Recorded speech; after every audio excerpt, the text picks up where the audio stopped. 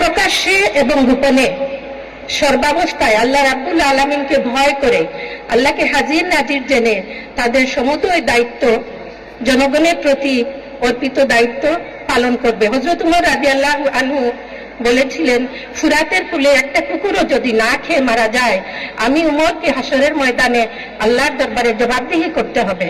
সেই ধরনের আল্লাহ ভীরু, পরহেজগার, আমানতদার, বিশ্বস্ত নেতা এবং দায়িত্বশীল আমাদের প্রয়োজন।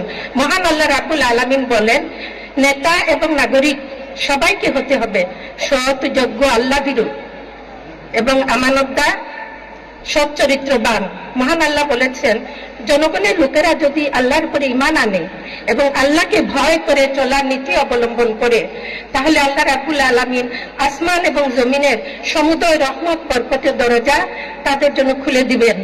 বাংলাদেশে শান্তি সুখের সেরকম একটা কাঙ্ক্ষিত সমাজ এবং দেশ গঠন করা সময়ের ব্যাপার।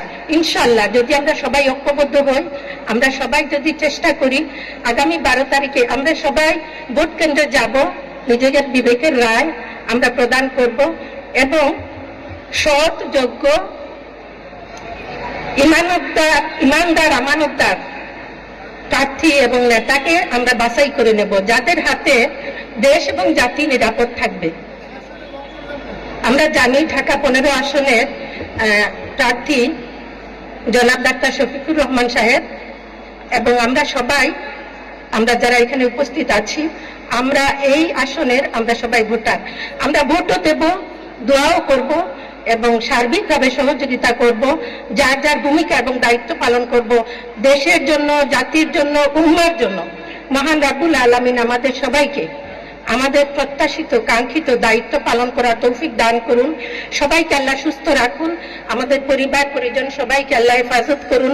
24 শহীদ